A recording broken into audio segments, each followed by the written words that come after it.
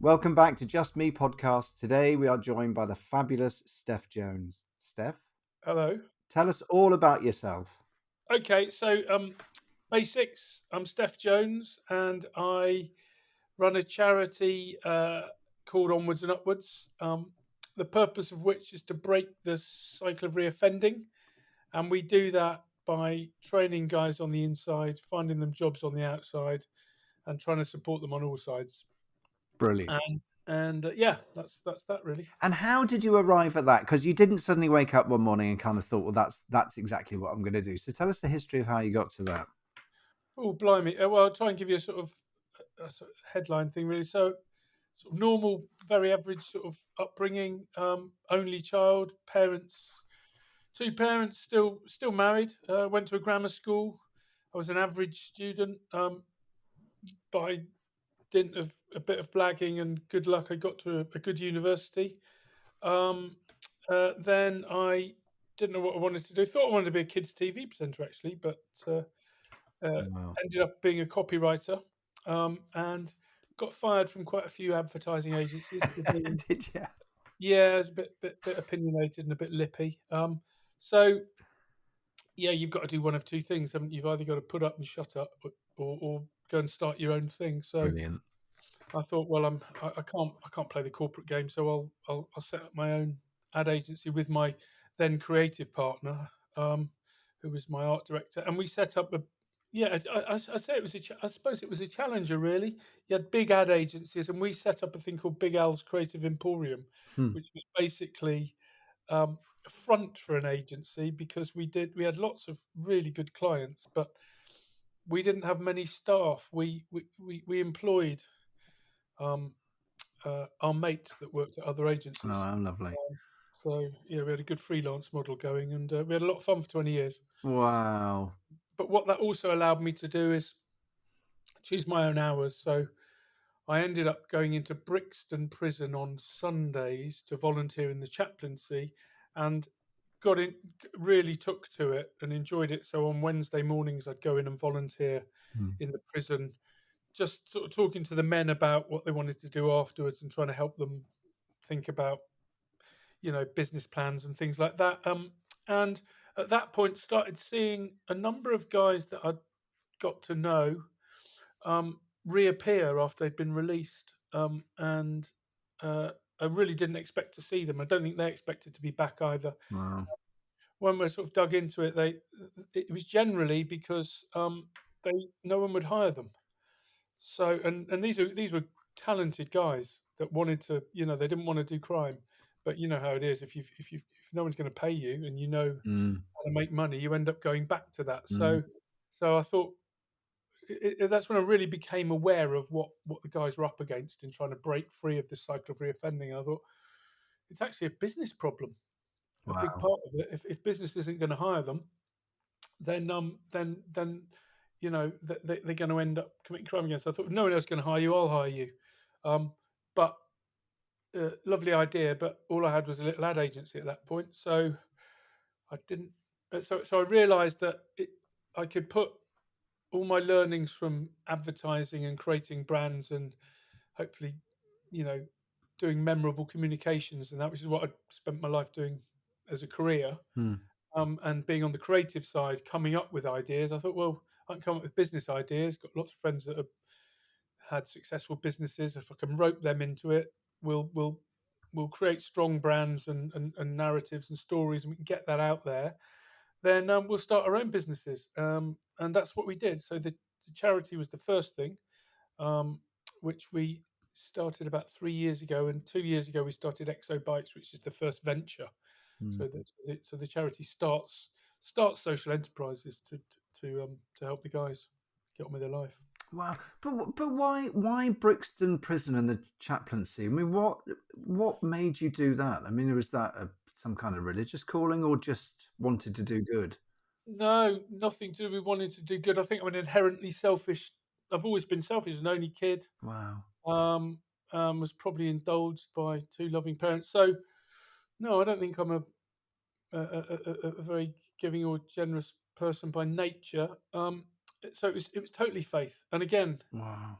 was probably too selfish to even consider faiths until I was about 50, and then I ended up becoming a Christian, and then a series of events ended up putting me inside the prison as a chaplaincy volunteer, and that's when it all sort of came together and made sense. I just felt that that's where I should be spending the rest of my, productive life. Just working with guys that are in prison and trying to keep them out. So yeah, it's I'd never thought about prisons or prisoners until that point. So it's completely, sort of, I suppose, faith driven. We're not a faith organisation or charity. Mm. We have people of all denominations and none, as well as some Christians as well. But that's not really what we're about. But me personally, yeah, it's God's work. That's what Wow. I'm doing. Yeah, Oh, yeah. lovely. And what's your ambition, for the business now onwards and upwards? That's a great question, and one that I sort of wrestle with every day. The the point I have to keep coming back to is there's a couple of sort of maxims that we've worked Mm. out. We're not a business with a purpose. We're a purpose with businesses. Right. Um, and Exobikes is the first of those businesses. But the thing that unites that's a bike business, but it's not really. It's a bloke business, and all of our businesses are bloke businesses. Our product is a man that doesn't go back to prison. Brilliant. So that's, and it's very difficult. Your entrepreneur listeners will particularly relate to this. I think is if you've got that gene, Mm. you want to innovate, you want to expand, you want to, business itself is exciting, and it is, but it's also a distraction because that's not why we started this. I don't want to be Evans or Halfords. So I want the impact, I want the awareness of them, and I want the impact of them. So our maxim around the businesses is small, beautiful, and loud. So keep the business small, but keep it loud. Create a strong brand, have as much media awareness and consumer engagement as you can. Because again, because that's not about bikes. It's about the blokes, and it's about their stories and about their you know Mm. their return. Or for some guys, it's not a return. It's a first step into Mm. legitimate life. Really, a lot of the guys will have grown up in environments that were, from the get go involved. All sorts of stuff Mm. that inevitably led them to prison. Wow. And it's a tough thing to get away from. So Yes. Wow. And what yeah. have what have you learnt along the way?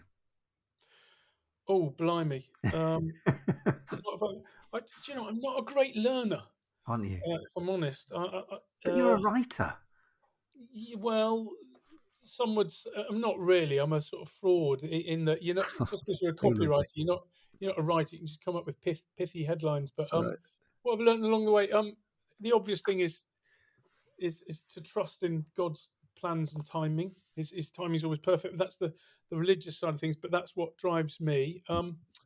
And I've found along the way that when it gets difficult, it's been remarkably easy. Doors have opened and connections have been made that have made it easy. And also when doors have also slammed in my face, and Mm.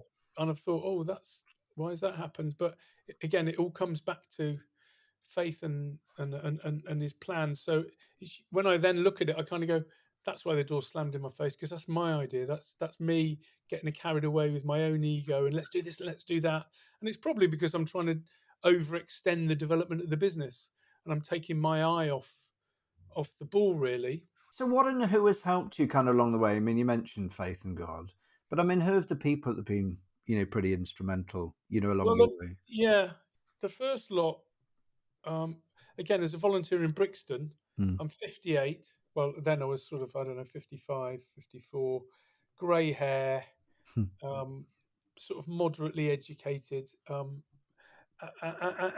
There weren't, I wasn't typical of the residents in Brixton, Mm. and I thought if I am to be able to be of some use and get and help these guys get out of the cycle, then I need to understand better what led them here and what they're really going to have to go through to Mm.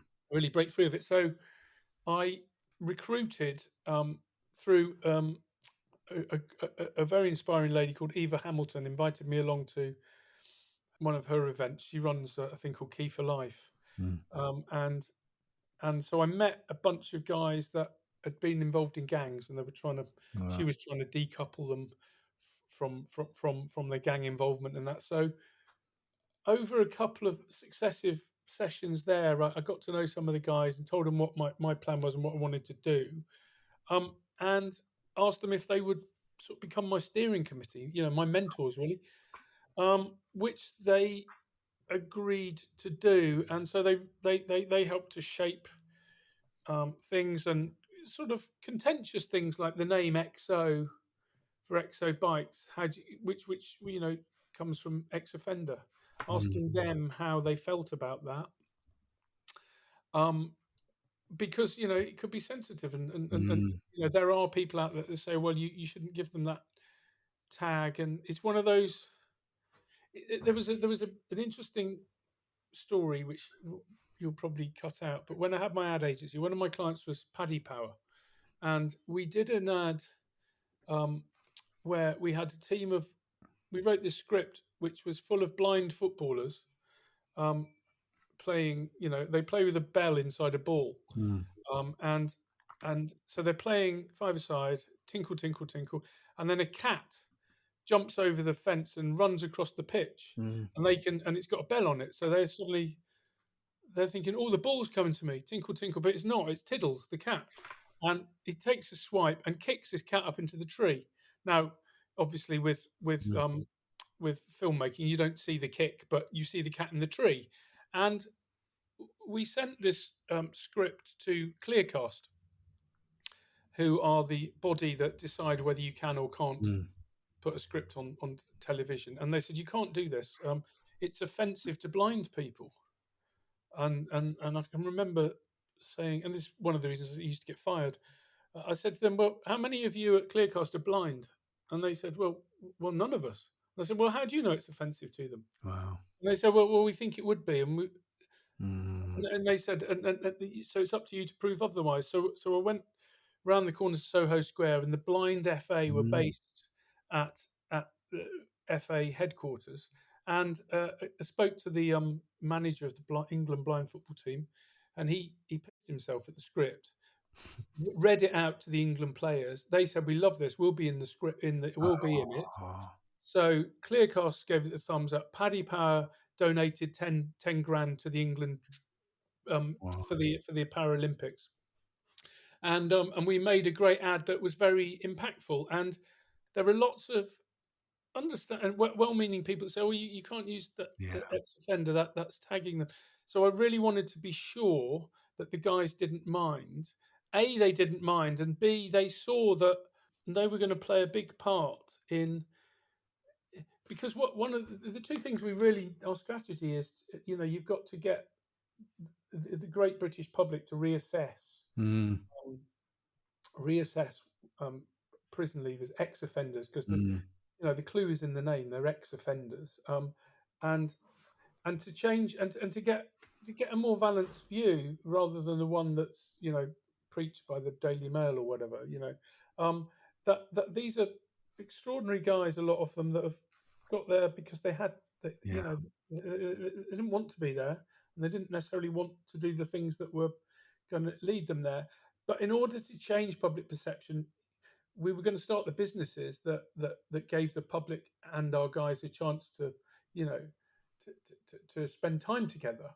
So it wasn't about creating businesses which stuck them in the back, Mm. in a kitchen or in a factory, or it's very much about a chance to meet the guys, Mhm. so that you go away with a changed opinion. And so it was important that people, when they came and interacted with as customers, they did know that they were dealing with ex-offenders, so that they could go away and go, these are great guys. And Mm. because that's the only way you're actually going to change perceptions, Mm. if they know what they're perceiving, and what they're dealing with.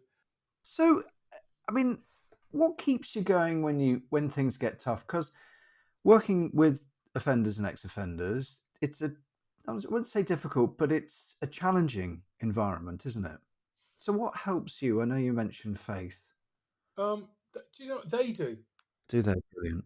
Yeah, and so I feel very fortunate to see the kindness Yeah, in some places you just wouldn't expect it. So obviously in the chapel at Brixton, but on the wings, in the in the groups at Exo Bikes, they've really got each other, and they're very yeah. supportive, and also the staff we've got.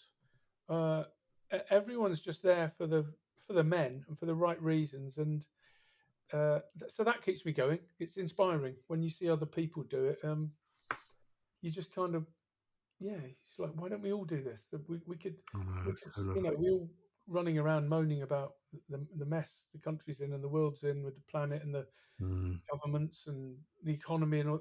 We could sort so much of it ourselves if we sort of not just took responsibility, mm. but actually just started helping each other. Oh, it's I so, heard a great I heard a great quote this morning. If you'll indulge me, of course. I'm aware, but it was kindness is love in work clothes, Wow, um, which I loved, and so yeah, it's just kindness is all it needs really, isn't it? that's really lovely. And it'll sort a lot of the mess, I think. That's beautiful. Thank you. And what advice would you, if you could go back to your younger self, what advice would you give yourself? I don't think I'd give myself any advice. I, I love that. well, I don't sort of feel equipped to, but secondly, when I think about it, all the good things I did as a kid, well, I did those anyway, so don't need any advice there. And all the things that I shouldn't have done, but that I did anyway, Mm. um, I'm sort of glad I did those because all of those things combined to have to prepare me for what Yeah, I'm yeah. doing now. I've done things that I shouldn't have done, and you know, like most of us have done things that if a policeman had been there, like I've drunk driven, things like that. Life could have been very different, as I say, I think for most people. So Mm, yeah, feel very fortunate that came through all those things, and feel very fortunate that I've sort of ended up with this chance to use all of that, hopefully for some good. Um, but again, it's going back to it. This is not. Like I say, I'm not a naturally benevolent, mm. thoughtful person, but it's I feel tasked to do this, and I feel very blessed to be doing it. Oh, lovely. Um, And what advice would you pass on to others? Ask is the first thing. Oh, What I've realised, there are so many people with such big hearts. oh, A lot of people doing great things, but a lot of people wanting to do great things and not really knowing how and where to do it. So mm, just ask.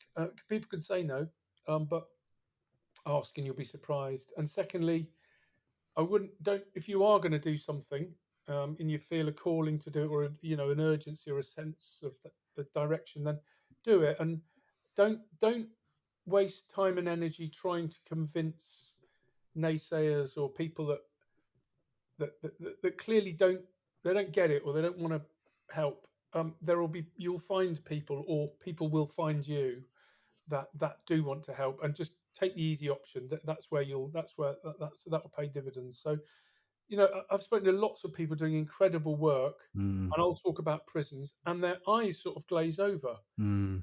Not because they're cold or callous, they're being called to help with homelessness or Yeah, addiction, and I totally get that because it works the reverse way. yeah, Without wishing to sound callous, my calling is injustice and prisons, mm, and it's not homelessness or even though a lot of that is mixed up of course. in what I'm dealing with, it's not what's pulling me, it's not what's driving me or whatever. Does that Mm. make sense? Yeah, absolutely. Totally does. Brilliant. And what legacy would you like to leave behind? Empty prisons. How about that? Oh, how nice is that? Oh, how Um, lovely is that? Wow. 70% of people are not a threat to society that are in prison, so they shouldn't be there. It this is something that really Mm, has to be got across. Is I do understand. If you've been the victim of crime, you want want retribution or mm, revenge or whatever's driving you. But so there has to be a punishment element. But you are that person. You know, 99 times out of 100 is going to come out of prison, mm, and they're coming back into your mm, society, mm, and so you know punishing them in prison is an awful place mm, with little hope. um and this is not generally not the I don't not sure it's the prison's fault that it's understaffed, underfunded, yeah, um crowded. So yeah, the last thing we need is more prisons. We need less prisons and less prisoners.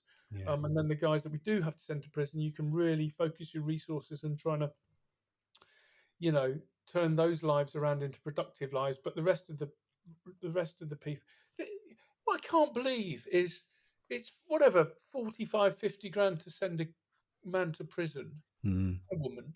um it's less than that to send a boy to Eton. And yet wow. and that's a first class education. And none of that. you know how can we it's boarding a prison is you think about it, it's a boarding school, but they just can't go home at the weekend. Mm, So how can we not use that time productively, whether it's education or mm, mental health, addiction, all of those things. People should come out refreshed. mm, Bizarrely, I think they should come out with a better chance, mm, not a worse chance. I think on balance, prisons do more damage. They're worse for society than better, and we need to know that, and everyone needs to know that. And so the policies like let's build more prisons. No, let's not build more prisons. Let's let's spend that money dealing with the issues that mm, end up with people going to prison. Because absolutely. it's a waste of money. It's a waste of lives. It's and yeah. And what gives you we love this saying, kind of the fizzy pop moment when you do something really, really good. What gives you that kind of fizzy pop in the work that you do?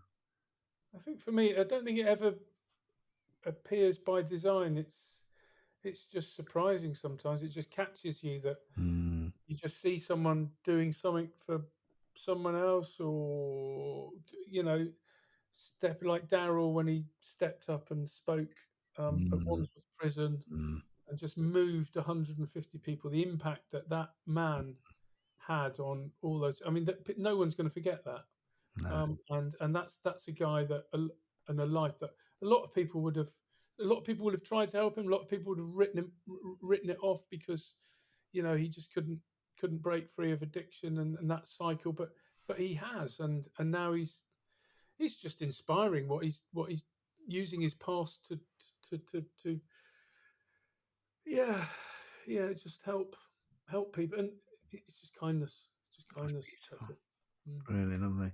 And if you were to use one word to describe yourself, what would that be? It's facetious, really, but yeah, I haven't got a clue. Clueless, clueless, clue. Oh, Or Steph, you're so lovely. Love that. It's good though. I'll take those two words. I think they're great. And how do you find the magic in yourself? And I know that you're very benevolent and you're really kind, and I know you underplay what you do. I mean, it's amazing what you bring to people and how you help people find their magic as well. But how do you help people? I mean, you're a writer, so there's narrative involved, isn't there? So how do you help people find their narrative, their way? I think you've got to do what you say you're going to do. Brilliant, No, and just be as again. Uh, it's acts of kindness. That's what it is. brilliant. That's when you see that. That's where change happens. That's where God Mm, is. mm, Whoever your mm. God is, it's in Mm, those. I don't, regardless of your faith, I think we're all created to to help others. yeah, That's where joy is. And there's too much other noise and distraction, and to avoid doing that. It took me 50 years to realise that that's actually where you actually get joy from. It's not cars, booze, money, status. It's none of these are all cliches. And what I'm saying is a cliche, and I'm very Mm, aware of that. And I don't sort of like cliches, but it took. I think it took faith to make me think about other people rather than myself, which I've spent my life doing. And in so doing, because I think your theme is about giving, isn't it? So I suppose it comes mm, back to that. There's all those, those sayings like it's better to give to them than to receive. You know, mm, 50 years I'd have said, "What the hell are you talking about?" mm, Much mm. better to get things, but and you don't give to receive, but boy, do you receive. Yeah, It's almost like one for you, one for me. Just by doing something good, you feel good, and that yeah. was a real revelation. And you get those kind people that get seem to get that innately. I never got it, but boy, do I get it now. It's lovely. Mm, So, yeah. that's beautiful. That's really lovely. And what does the future look like now for onwards and upwards and exo bikes? Yeah, so Exo Bikes, we're moving the two shops to great premises, which will allow us to do more without getting bigger. It'll just mean we can get better and serve more customers. We are launching the Gang for Good, which will be our well, we're testing it this year, which will be our mentoring. We've got a very Mm, exciting mentoring sort of program, and we're going to start our second venture later this year, early next year. So we're in conversations with various governors at the moment, with where we put the various in prison training facilities, and where in London we set up the businesses that the training in prison will feed, brilliant, where the jobs happen on the brilliant. outside. So loads happening, every day, and it's, as I say, it's iterative. And I think what what what what we're trying to do is not necessarily. Yeah, I'm not sure. We're having to. Yeah, we're having to try and learn. Try things and learn from. So we may make mistakes going along the way because it's uncharted territory for us. But also, I think in the sector we're trying to do things a bit differently because Yeah, a lot of things aren't working or haven't worked, and it's a waste of time and money to do the same again. So we've got some fresh ideas and we're trying them, and hopefully they'll all work. If we do God's ones, they'll all work, and if we slip a few of our own in there, they'll probably fail. So yeah. that's the bit to remember. Yeah. That's wonderful. Really lovely. Mm. Steph Jones, onwards and upwards, exo bikes. Thank you so much. It's brilliant. Pleasure. Thanks for the great chatting. Yeah.